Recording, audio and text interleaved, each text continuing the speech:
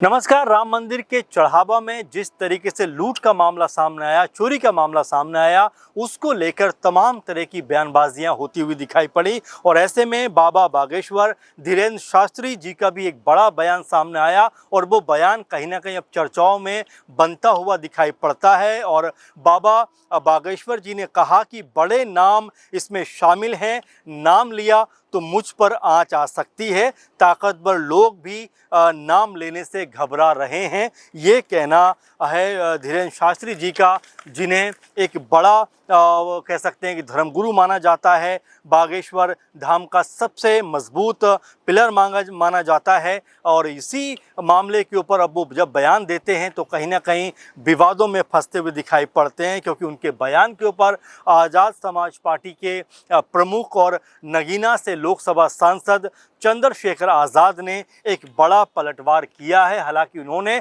नाम नहीं लिया, लेकिन नाम ना लेने के बावजूद भी उनका जो निशाना है वो सीधे तौर पर बागेश्वर बाबा जो है धीरेन्द्र शास्त्री उनके ऊपर है। और उन्होंने सोशल मीडिया पर पोस्ट करते हुए लिखा है और इसमें उन्होंने ढोंगी बाबा कहकर उनकी आलोचना कर दी है। आपको बता दें कि जो नगीना सांसद चंद्रशेखर आज़ाद का ये बयान जो है वो बाबा बागेश्वर धीरेन्द्र शास्त्री के बयान के जवाब में आया है, जिसमें उन्होंने राम मंदिर से जुड़े कथित घोटाले के दोषियों का नाम लेने से इनकार करते हुए जान के खतरे का हवाला दिया था। आपको बता दें इस पूरे मामले के ऊपर अब चंद्रशेखर आज़ाद ने मोर्चा खोल दिया। उन्होंने बड़े लेवल पे इस बयान के ऊपर अपना पलटवार किया है और आज़ाद ने सोशल मीडिया प्लेटफॉर्म पर लिखा है, दूसरों के जीवन के गहरे राज उजागर करने का दावा करने वाले ढोंगी आज राम के नाम पर हुए इतने बड़े घोटाले के दोषियों का नाम बताने से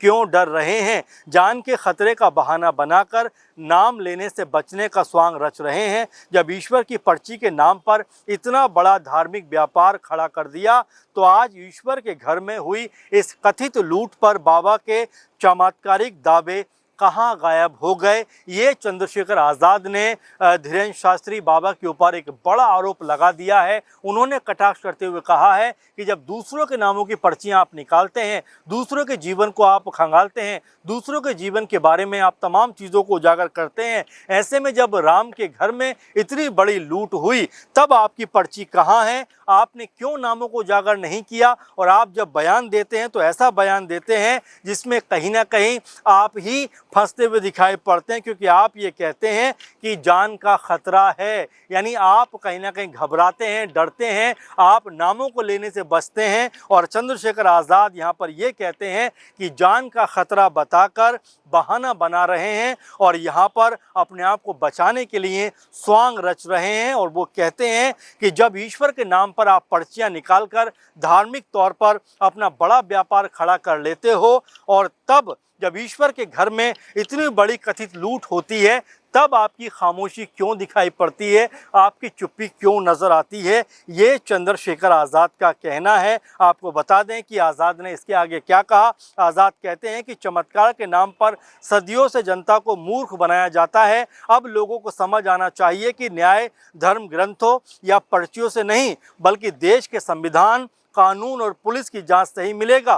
चंद्रशेखर आज़ाद ने इस पूरे मामले के बाद राजनीतिक गलियारों में जिस तरह से उनके बयान से हलचल मची है, उसके बाद में लगातार सोशल मीडिया पर आज़ाद के बयान को लेकर तमाम तरह की प्रतिक्रियाएं सामने आ रही हैं और लोग ये भी कहते हुए नज़र आ रहे हैं कि आखिर दूसरों के जीवन के बारे में सब कुछ खोल कर रख देने वाले जो बाबा हैं धीरेन्द्र शास्त्री, उनकी खामोशी क्यों है इस पूरे मसले के ऊपर। और जिस तरह का बयान वो देते हैं वो बयान भी तथाकथित तौर पर कहीं ना कहीं कटघरे में खड़ा होता हुआ दिखाई पड़ता है। अब आपको बता दें कि बाबा बागेश्वर ये कहते हुए नजर आए कि बड़े नाम शामिल हैं, नाम लिया तो मुझ पर आँच आ सकती है, ताकतवर लोग भी नाम लेने से डर रहे हैं। अब ताकतवर कौन हो सकता है ये बाबा जी को बताना चाहिए, जो सबसे बड़े अपने आप को ताकतवर बाबा मानते हैं, अपने आप को चमत्कारिक बाबा मानते हैं, हनुमान जी से बात करने की बात करते हुए नज़र आते हैं, तमाम लोगों के भेद वो है सामने रखते हुए नज़र आते हैं।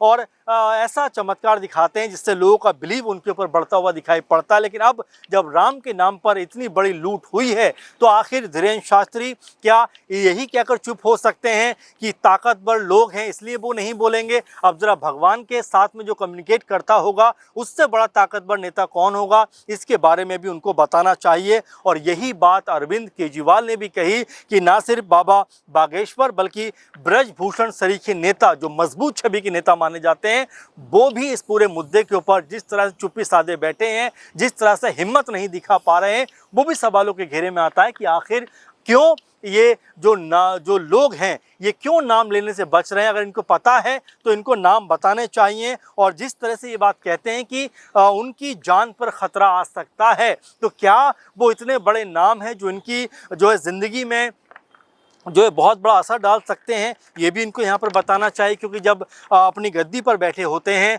और जब तमाम तरह से लोगों की ज़िंदगी से के बारे में राज खोलते हुए दिखाई पड़ते हैं तमाम चिट्ठियाँ पर्ची के ज़रिए ये उनकी ज़िंदगी से तो जो मुश्किलात हैं उनको जो है उनको बताते हुए दिखाई पड़ते हैं। लेकिन जब राम मंदिर में इस तरह का बड़ा मामला निकलकर सामने आता है तो आखिर इन चमत्कारिक बाबाओं की चुप्पी क्यों जो है दिखाई पड़ती, क्यों खुलकर इनकी कोई बात नज़र नहीं आती? क्योंकि जिस तरह से आज़ाद ने कहा कि इतना बड़ा व्यापार उन्होंने धर्म का व्यापार, हालांकि वो शब्द का यूज़ कर रहे हैं कि पर्ची के नाम पर इतना बड़ा धार्मिक व्यापार खड़ा कर दिया। लेकिन आज जब ईश्वर के घर में इतनी बड़ी कथित लूट हुई है तो यहाँ पर बाबा के चमत्कार क्यों गायब हो गए, बाबा क्यों नाम नहीं ले पा रहे? और जो बात रखते भी हैं तो बाबा ये कहते हुए नजर आते हैं कि जान का खतरा मुझे हो सकता है। तो इस तरह चंद्रशेखर आज़ाद ने जिस तरीके से बाबा धीरेन्द्र शास्त्री के ऊपर तमाम तरह के आरोप लगाए हैं उससे राजनीतिक गलियारे में तमाम तरह की जो है चर्चाएं वो तेज होती हुई दिखाई पड़ती हैं।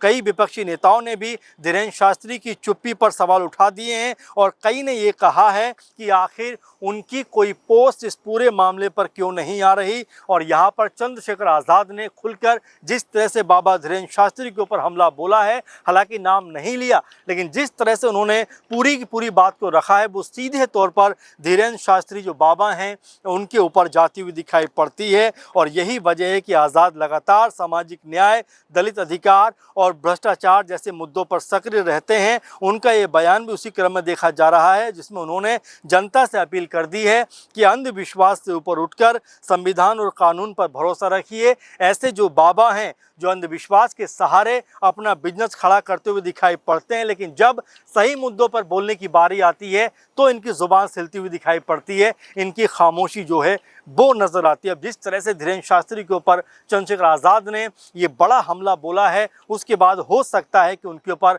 और भी तमाम नेता जो हैं वो अब बयान देते हुए दिखाई पड़े। क्योंकि जिस तरह से बाबा धीरेन्द्र शास्त्री ने कहा कि ये बड़े लोग हैं, बड़े नाम है इस लूट के अंदर, अगर वो उनका नाम लेंगे तो उनके ऊपर आंच आ सकती है, उनको जान का खतरा हो सकता है। यानी कि क्या बाबा बागेश्वर को ये पता है कि वो नाम कौन से हैं, किन लोगों ने घोटाला किया है, क्या वो जानते हैं? क्योंकि वो ये भी कहते हुए नज़र आते हैं कि ताकतवर लोग भी नाम लेने से डर रहे हैं। यानी कि ब्रजभूषण का जिक्र यहाँ पर वो करते हुए नज़र आते हैं कि ब्रजभूषण सरीखे नेता भी यहाँ पर नाम लेने से बचते हुए दिखाई पड़ते हैं। तो जाहिर बात है कि चंद्रशेखर आज़ाद ने जिस तरह से इस पूरे मुद्दे के ऊपर पलटवार किया है, हो सकता है कि सोशल मीडिया पर अब इस मुद्दे के ऊपर और ज़्यादा बयानबाजी होती हुई दिखाई पड़े। लेकिन इतना ज़रूर है कि ऐसे गंभीर विषय के ऊपर बाबा जो धीरेन्द्र शास्त्री हैं, बागेश्वर धाम के नाम से वो जाने जाते हैं, जाहिर बात है कि उनको अपनी चुप्पी यहाँ पर तोड़कर, और जिस तरह वो कहते भी हैं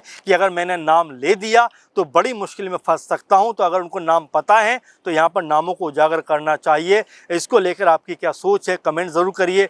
फिलहाल के प्रोग्राम में बस इतना ही। आप लगातार जुड़े रहिए, अपने सुझाव, अपनी प्रतिक्रिया हम तक पहुँचाते रहिए। फिलहाल के प्रोग्राम में बस इतना ही। नमस्कार।